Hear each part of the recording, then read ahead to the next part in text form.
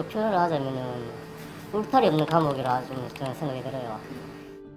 그냥 말 그대로 지옥이었습니다. 지옥. 이런 성폭행 그런 것도 스스럼없이 있었고 맞는 거는 기본이고 여기서 벗어나지 않으면 살 길이 없다고 생각을 한 거예요. 말 그대로.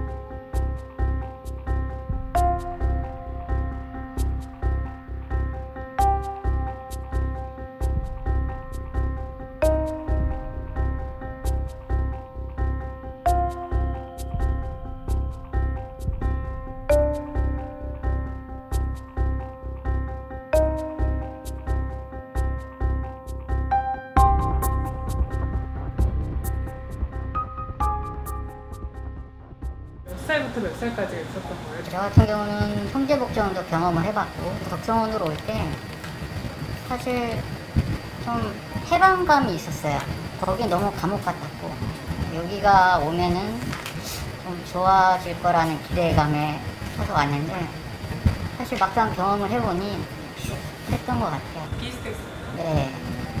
빵으로 배정이 되면은 다니엘빵, 뭐 모세빵, 무슨 빵, 이 룸안에 방이 있는데 이름은 아름답고 좋은데 그 방 안에 문만 닫으면은 이제 지옥인 거지. 안 배정되는 순간 구타가 시작되는 거지.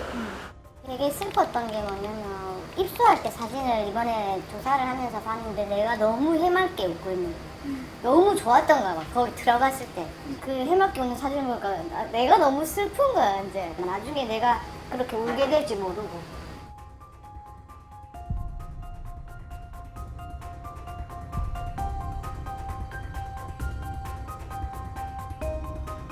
그러니까 이제 계속 일을 한 거죠. 이제 모래도 나르고 뭐 청소도 하고 뭐 시멘트도 나르고.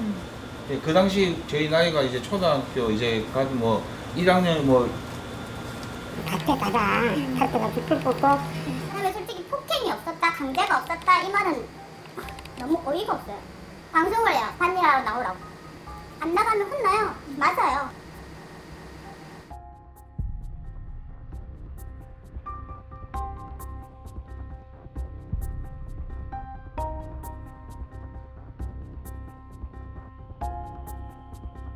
겨울에는 김치를 어마무시하게 담았어.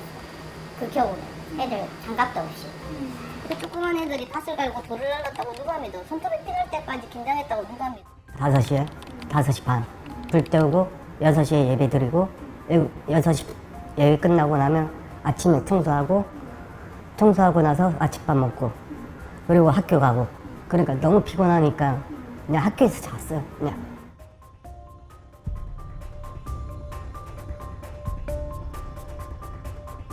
그 당시 그 미포 사거리에서 내려가는 그 철길이 있었는데 철길에 있는 슈퍼마켓이 하나 있었거든요. 그때 그 슈퍼 앞에 있었는데 경찰이 그냥 데리고 갔어요. 그 다음날 바로 덕성으로 가게 됐어요.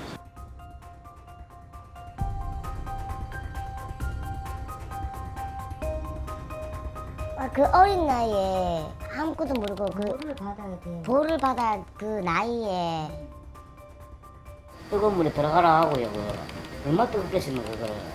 목욕탕도 못 가죠 지금. 뭐 너무 그런 트라우마 때문에 맞고 뭐 일하고 그런 것밖에 기억 안 나요 솔직하게. 집합을 시켜요. 나무 창고로. 그러니까 형님들이 매달려요. 자루에. 그걸 저희 보고 보게 하거든요. 멍댕이로 진짜 막 미친 듯이 때려요.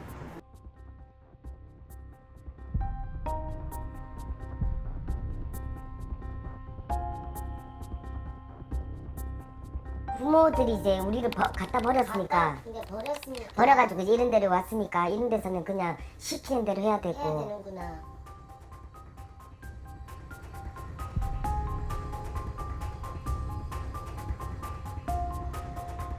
여기가 폐업을 하면서 다른 모형을 갔는데 그런 게 하나도 없는 거예요. 일도 안 시키고 먹을 것도 수시로 먹을 수 있고 지금 그게 당연한 건 줄 알았는데 덕성원에선 주로 뭘 드셨어요? 거의 풀반찬 그러니까 농사 지어서 먹었던 농사 밭에서 나오는 것들. 성경책에 보면은 돼지고기랑 등푸른 생선을 먹지 말라고 했어요. 그게 나와 있대요. 그래서 그거는 생선도 못 먹어봤어요. 저희.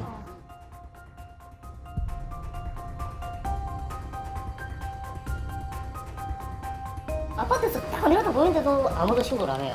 그때 우리 옥상에 한참 맞을 때 아파트 위에 사람들 보거든요. 다리 다 터지려 하니까 옥상에 매달려서 유럽하는데 사람들 보고 있는데도 신고를 아무도 안 하더라고요. 그러니까는 뭐 어른들도 모른 척하고 맞고 멍들은 거 보고도 모른 척하고 하니까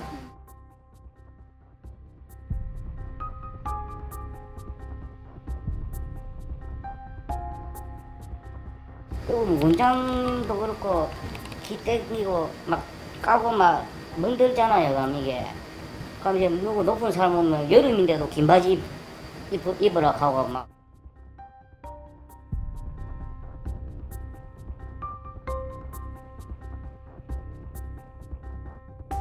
취재진이 입수한 1997년 당시 원생의 일기장입니다.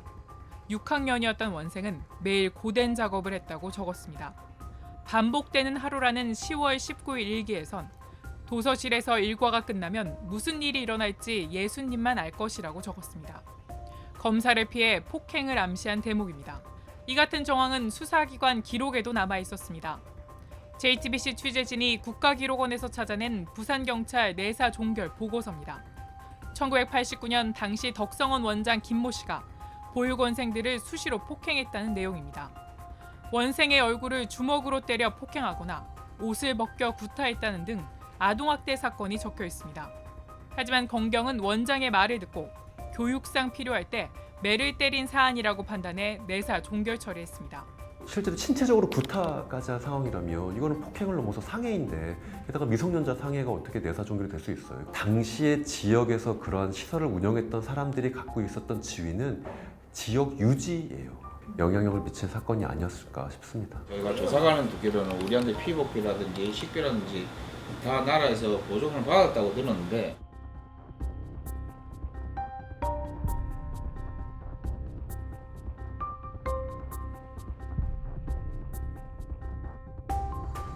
우리 원생들은 전부 다 토요일 학교 못 가게 했어요. 그리고 원장 아들 이제 유학도 보내주고 막 그래 했잖아요.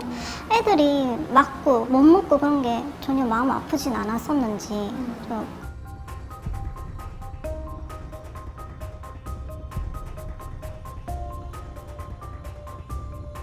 저는 이제 또 이사장님 방에서 일을 했어요. 학교 마치면은 무조건 가서 오줌통 같은 거 비우고 그냥 몸종처럼 그렇게 일하고. 나중에 피세방이 장사가 안 되니까 그 무빙들하고 동물원을 했었어요. 돈을 안 주고 이제 일만 시킨 거죠. 계속. 제가 저한테 그 아이 청기저귀 줬거든요. 그 청기저귀를 6개월 넘게 빨게 했어요. 빨고 삶게 하고 그걸 계속 했었어요. 고등학생이 그걸 빨아봐야 얼마나 깨끗하게 빨겠어요.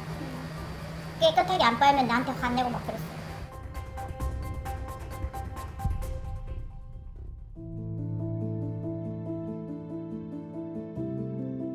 우리가 왜 그곳에서 토요일 학교 못 가고 노동을 당한 거? 왜 우리가 토요일에 왜 학교를 못 가야 됩니까? 못 가면은 밥도 안 주는데. 나는 안정환 씨한테 대답할 말이 아무것도 없어요. 저 사람이 그렇게 주장하고 하는 거 저것도 누가 들었어요, 봤어요. 남들이 겪지 못한 삶을 겪다 보니 너무 참담하고 비참한 일들이지 지금 생각해 보면은 국가에서 이거를 진심적으로 나서갖고 도와주셔야 되는데 그렇지 않으니까 제가 답답한 심정입니다.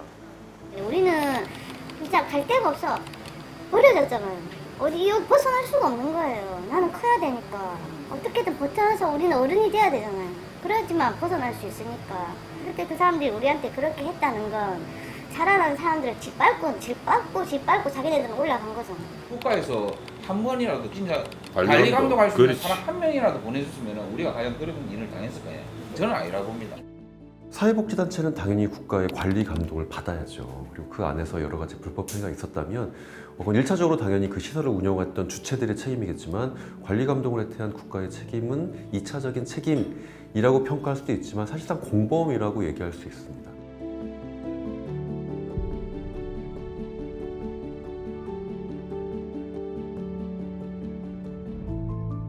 몸에 멍만 드는 게 아니라 마음에 멍이 들어요. 그럼 이게 보았던 기억으로 덮어질 기억들이 아니란 말이에요. 그때만큼 아프진 않겠지만 그 기억들이 사라지는 건 아니다 이 말이죠. 시간을 되돌리면 만약 그때로 간다면 어떻게 하시고 싶으세요? 차라리 죽고 말죠. 차라리 용서가 안 될 것 같은데. 그때를 자기네들이 사과를 해줘야지. 어른이고 우리보다 나이가 많았고 그랬으면 그때 자기 잘못을 인정하고 이제 와서라도 어루만질 줄 알아야지. 지금 많은 사람들이 트라우마로 힘들어하는 건 솔직히 맞거든요. 그거에 대해서 진짜 진심으로 진짜 미안해하고 사과를 진정성 있게 해줬으면 좋겠어요. 네, 그거 하나뿐인 것 같아요, 저는.